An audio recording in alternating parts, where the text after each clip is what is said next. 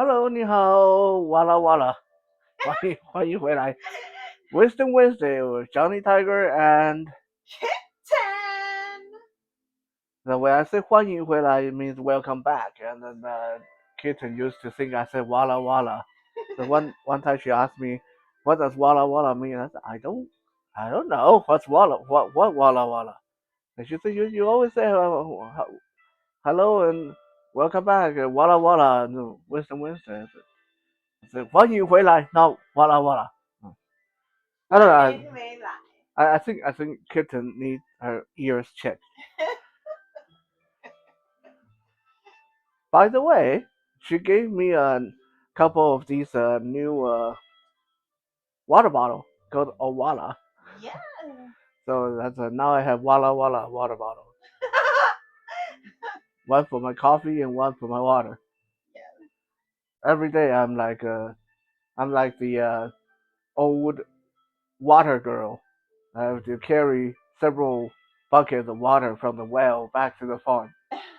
I have to walk from the bedroom to the kitchen carrying like 3 or 4 water bottles, uh, just making jingling noises.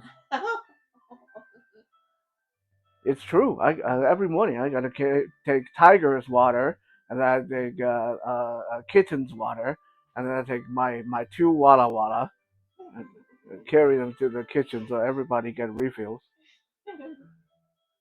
Oh yeah. So today's date is July 30. Hard to believe that we are almost in August. This summer just seemed to pass by so quickly.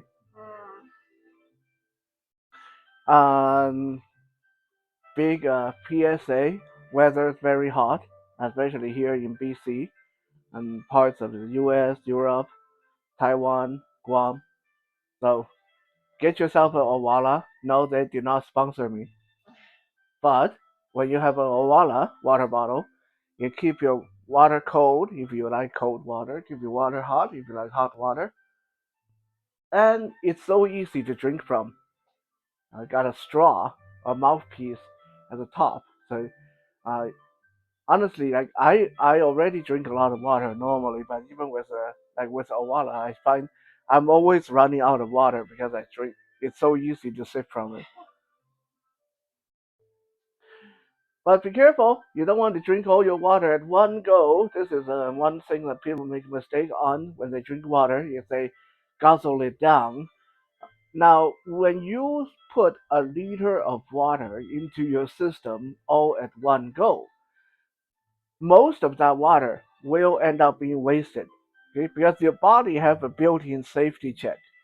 And so when you drink that much water at one time, a lot of that is not even getting processed by your body. It's not getting absorbed by your body. Think of it as if you have a water bottle. Let's say you have a 1 liter water bottle, and you are going to go fill that 1 liter water bottle at the sink. Okay, if you keep the sink, if you when you turn on the tap, if you turn the tap on to like a gentle flow, then most of that water will go into your water bottle. But if you turn that water on high, I guarantee you most of the water is going into the sink. It's not going to all go into the water bottle because your water bottle can only take so much in at one time. And your body is the same way. So when you drink water, sip slowly. Don't guzzle it down all at once. Wasting water that way. Not to mention you end up having to pee a lot.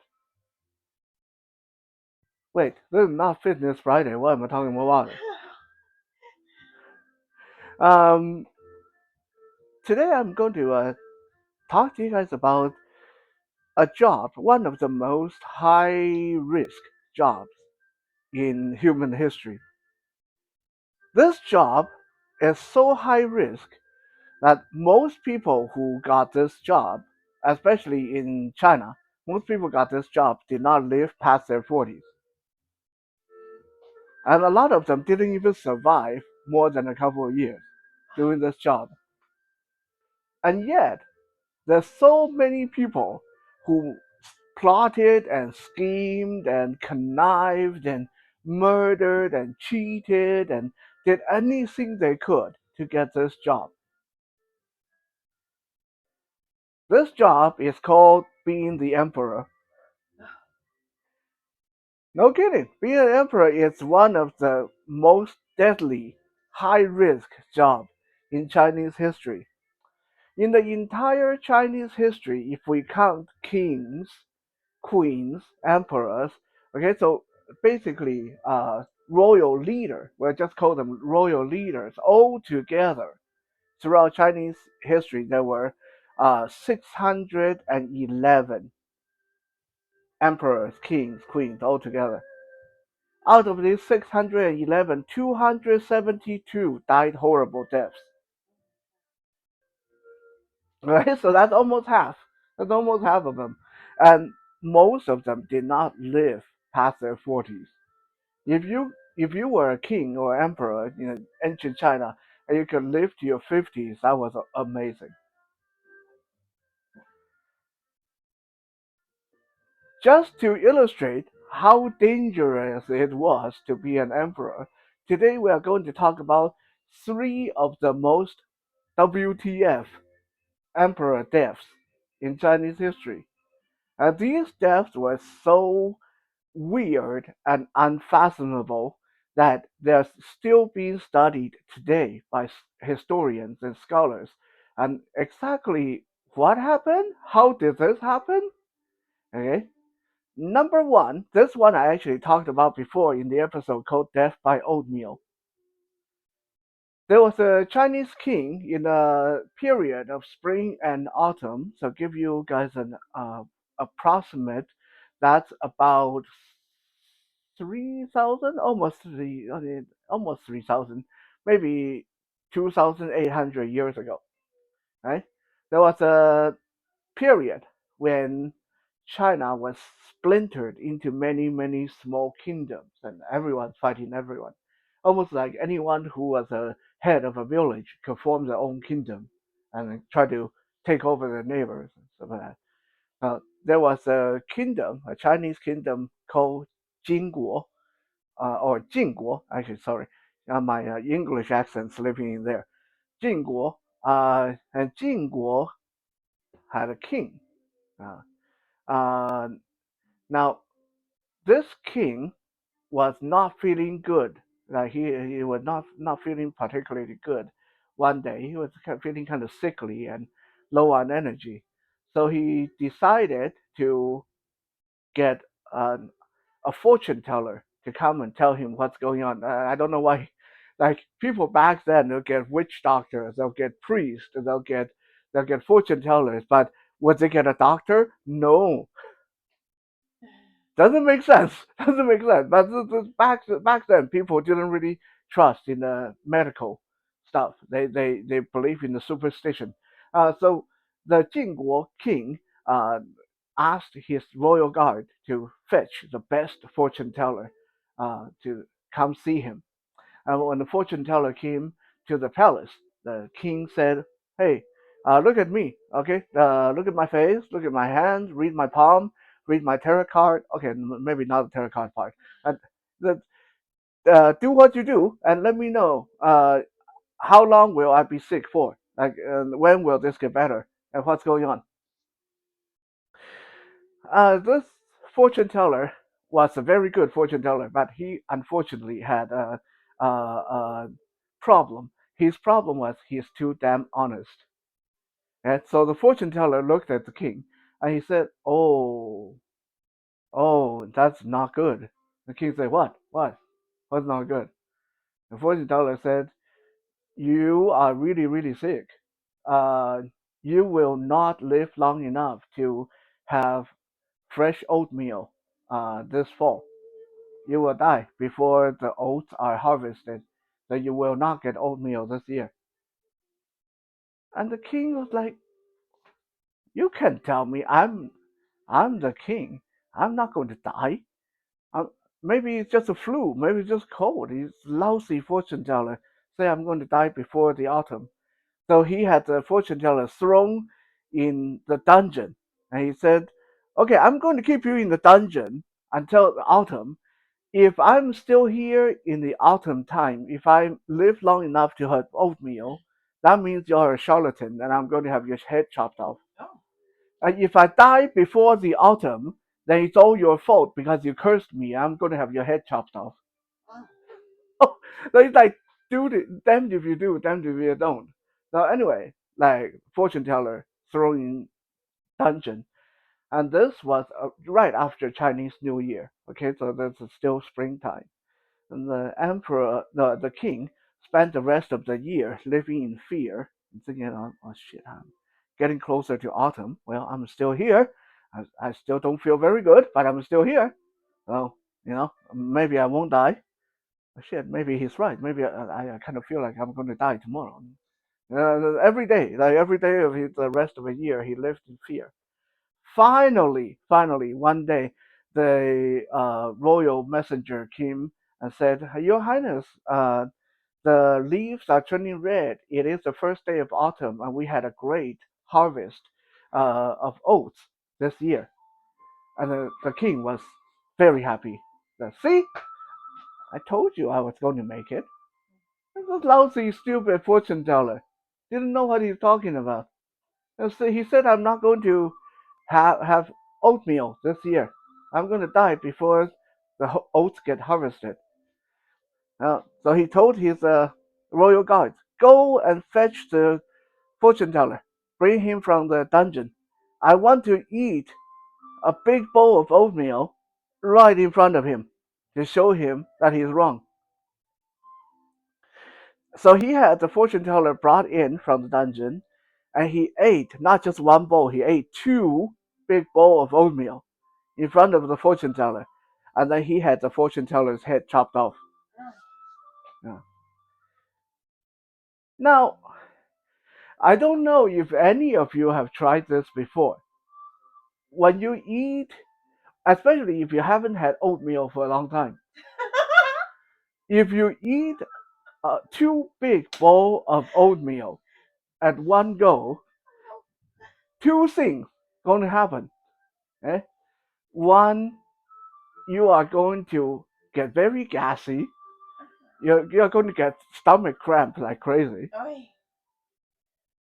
So that's what happened. Okay, the king, after getting the fortune teller's head chopped off, is sitting there feeling pretty good about himself. See, this stupid asshole said I wasn't going to get oatmeal, and I proved him wrong. Oh Christ, I'm pretty. Oh gee, I need to go to the washroom. So our dear king of the Jingguo kingdom quickly run to the washroom. Now don't forget, back then washroom not like washroom today. There's no toilet for you to sit down. There's no inside washroom. Even when you are the king, the washroom is outside. Okay, there's a big hole in the ground.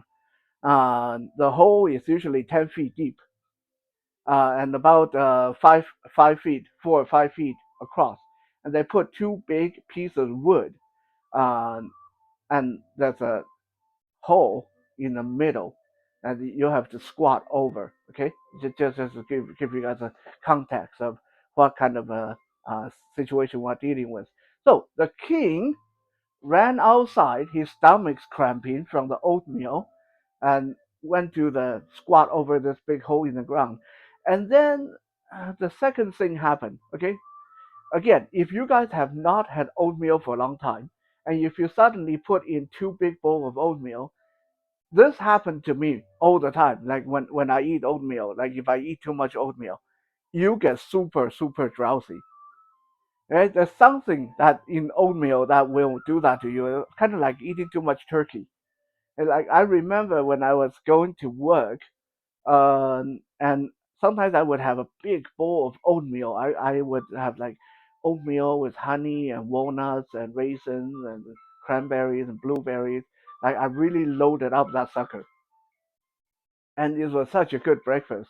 And then I would be sitting in my office chair, and the next thing I know, I just got drowsy and I would fall asleep, and like I would wake up and almost an hour has passed. It worked better than sleeping pill, I tell you.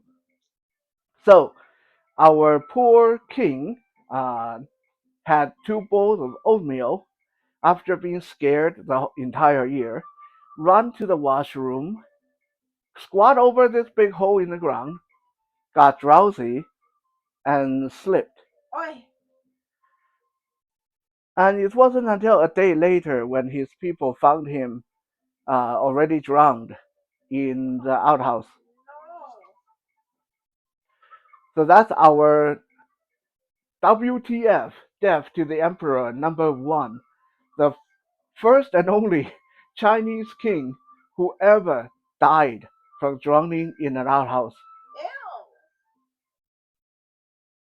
Ew. Now, why is this so WTF? Because usually, no matter where the king or emperor would go, they have escorts.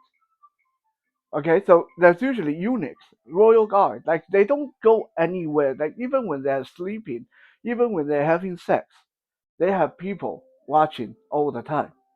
So how is it that he died and drowned in an outhouse and they didn't find him until a day later? It's very perplexing. It's uh, the whole story kind of make historians believe that there were other stuff going on in the palace. That maybe he got assassinated and they threw him in the outhouse, something like that. But anyway, regardless, um, until further evidence, our Jingguo king became one of the most WTF fatalities in Chinese royal history, being a king that drowned in the outhouse. Our #2 WTF death was the not just an emperor. We are talking about uh, Emperor Zhao Kuang-yin. He is the founding emperor. Okay, this is a big deal.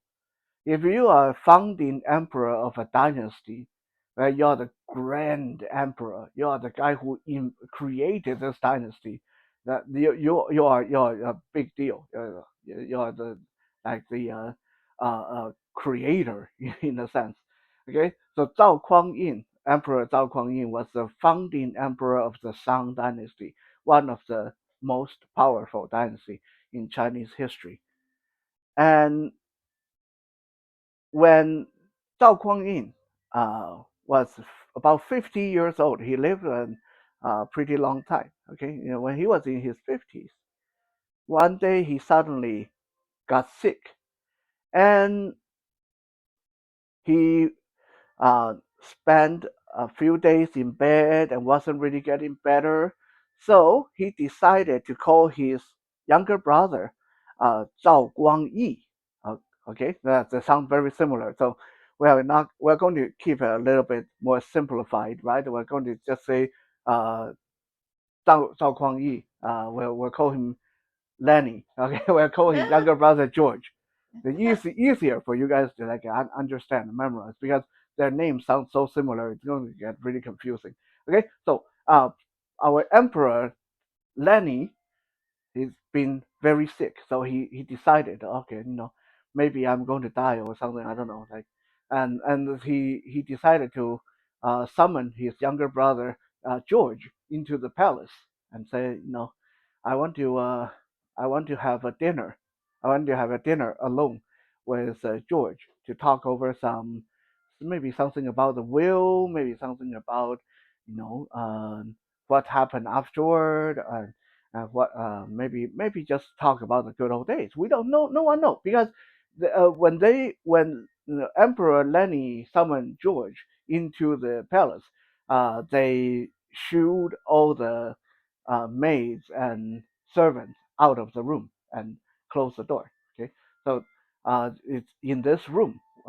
It's just big table. One end of the table, our very sick Emperor Lenny. Other end of the table, younger brother George. Now this is where things became very weird.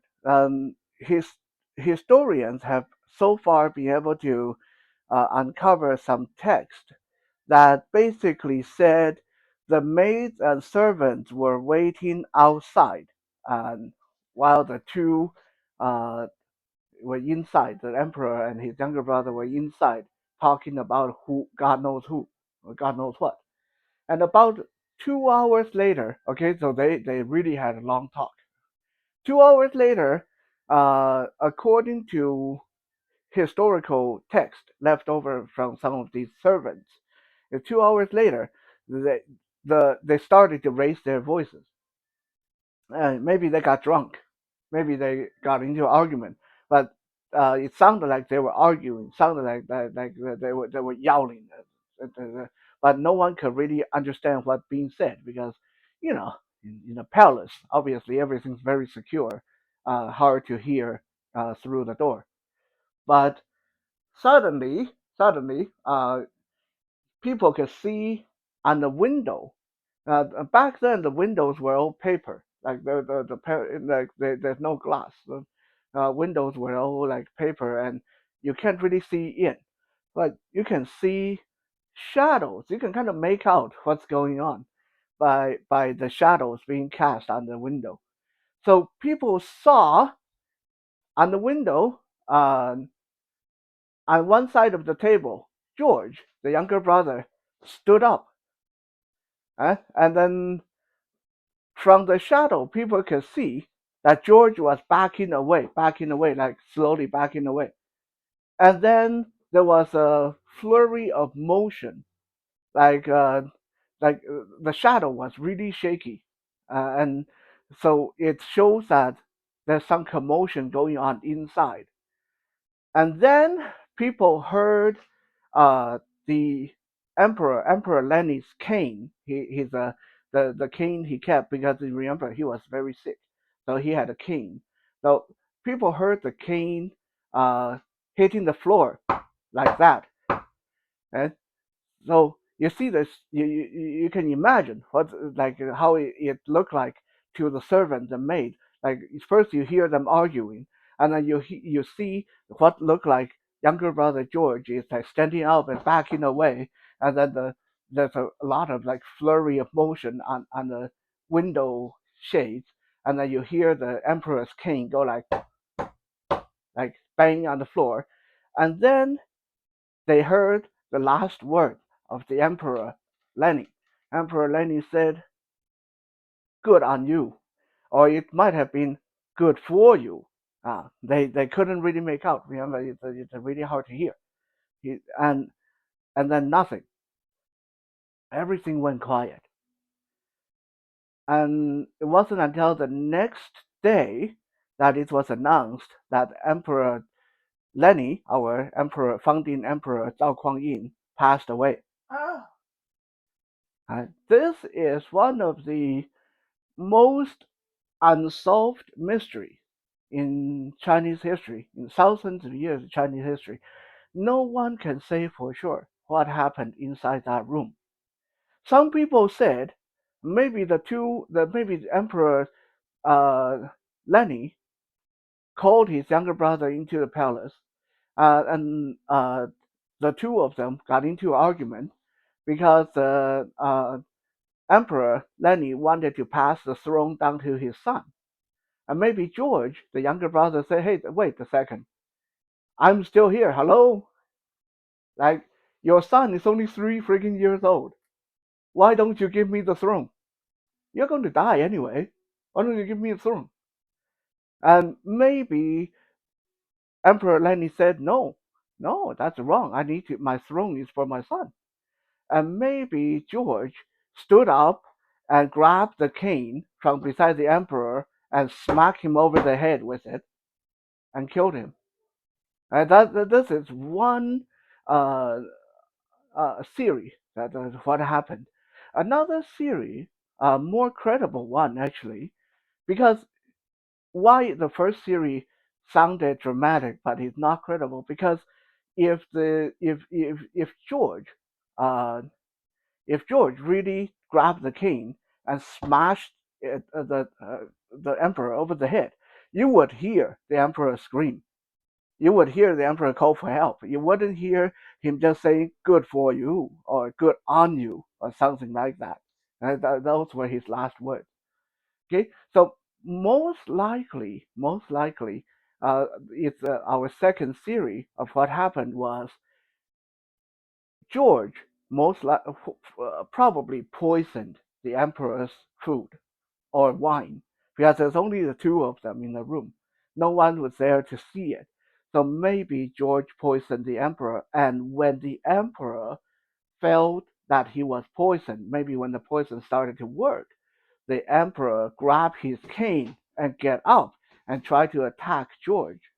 And that's why you see on the window, you see George standing up and backing away, and then that flurry of motion, like all the shadows dancing around on the window. Maybe it's the emperor trying to get that last attack in, and then the king hitting the floor. Maybe that's the emperor was trying to keep himself from falling down, so he thumped his cane down on the floor to hold himself upright, and then he probably said "good on you" to George as a sarcasm. The "good on you, you freaking lousy asshole, you poisoned me," something like that. Okay, that's kind of one of the more credible theories. But regardless, there's never been any concrete evidence of what exactly happened. Historically, no one ever knew what happened in that room that night. How did the emperor die suddenly?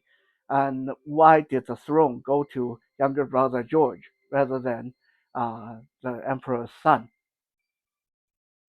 So that's our second WTF death, the Chinese emperor. Now we'll go to the third one. The third one's even worse. The third one, I'm going to tell you guys about Emperor Tai Chang. Uh, and Emperor Tai Chang is from the Ming Dynasty, so um, about, I guess, 800 years ago. Um, Emperor Tai Chang is not known for hardly anything, Okay. but he is known to be the shortest serving emperor in Chinese history. He was crowned on August 1st, and he died on August 30th.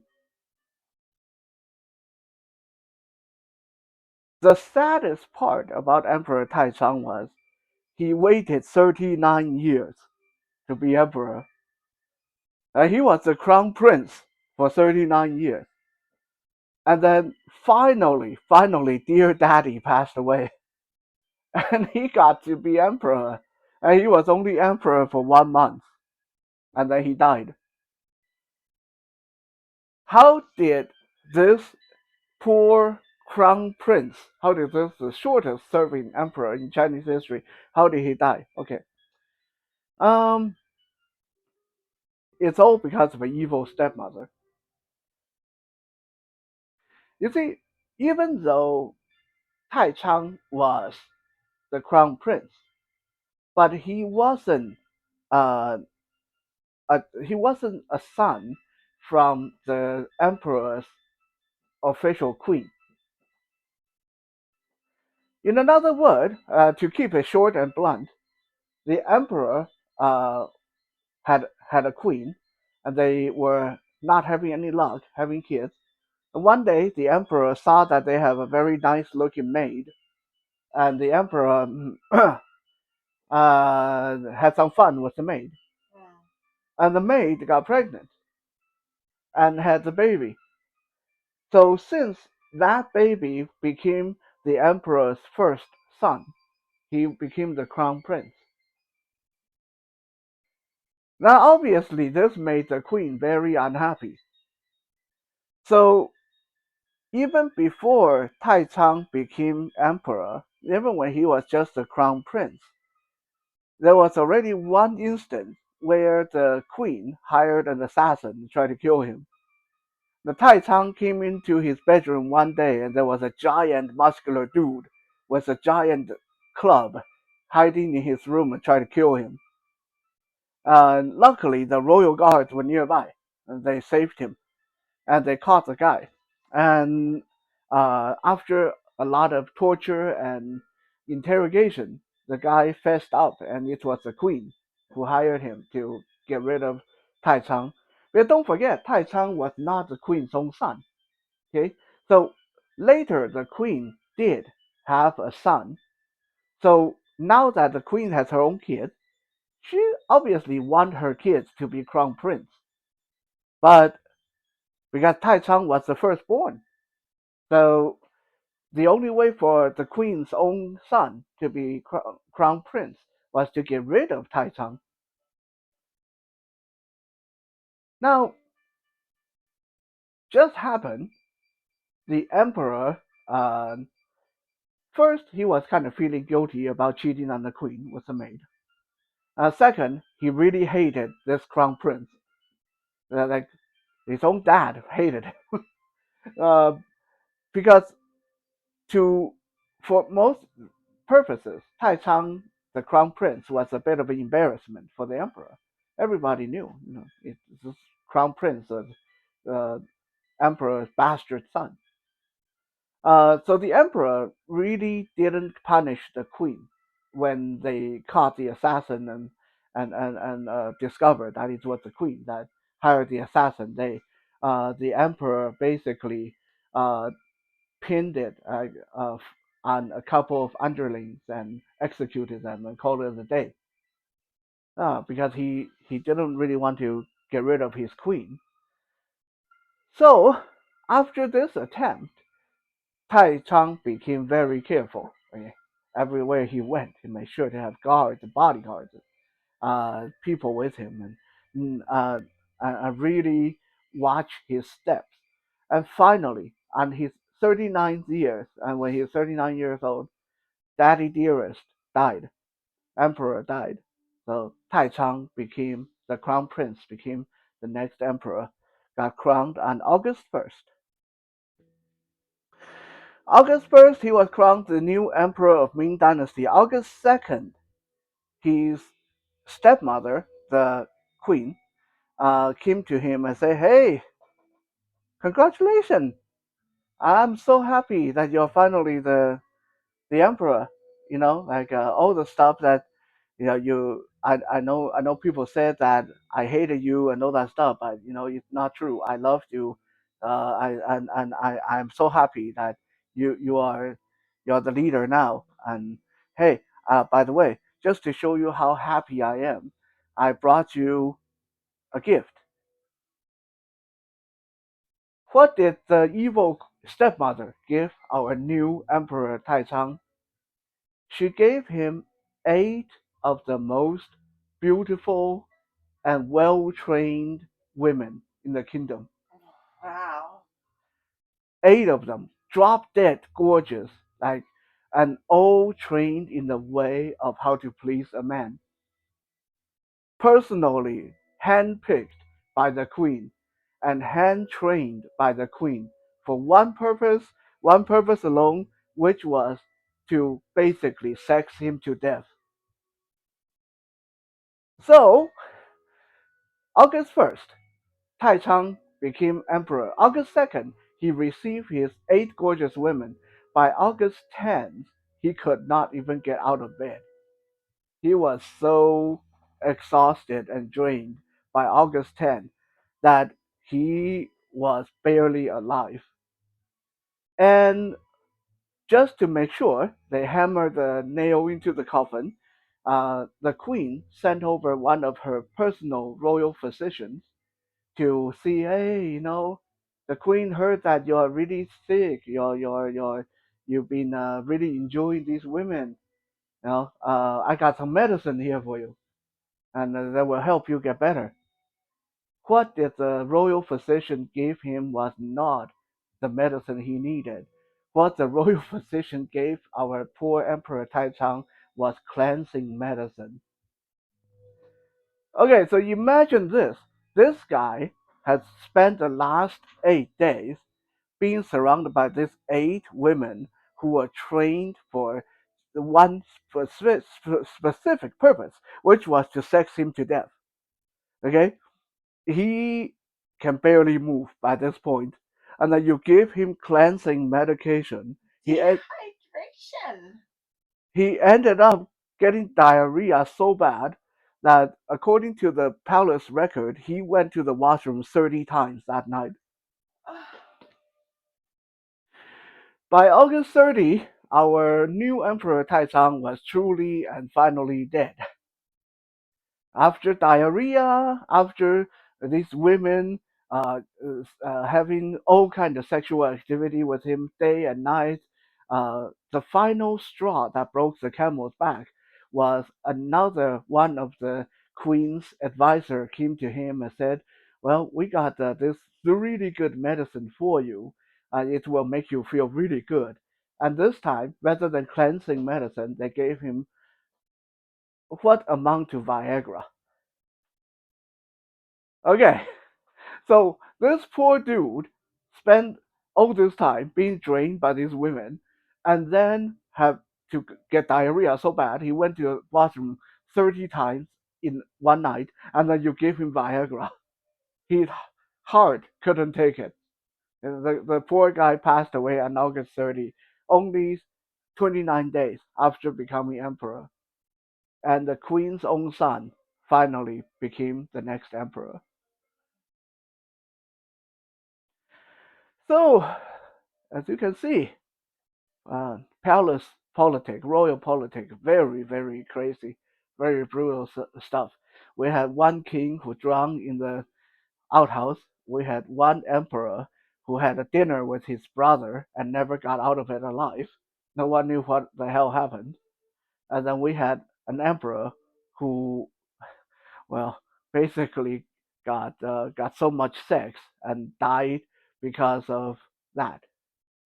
And yeah, being an emperor was not all peachy and rosy as some people think. It was a very dangerous job. Just as a quick bonus runner up, okay, the guy who built the Great Wall, the King Shi Huang emperor, one of the uh, one of the most famous tyrants and one of the famous warlords in Chinese history, built the Great Wall, built the irrigation system, built the excavated all the river system in China. This guy really did a lot. Okay, his death was very sudden and very WTF as well. Many people said that his own son took a 5-inch long nail and hammered it into his eardrum and killed him in his sleep. Okay, so yeah, being an emperor was scary business. Maybe this will make us appreciate our normal, everyday civilian existence a little bit more. At least we don't have to worry about that kind of really WTF way to die. Thank you for checking out today's Wisdom Wednesday. We'll be back again whenever we get a chance. And for now, have a good night. Bye. Bye. 再见。再见。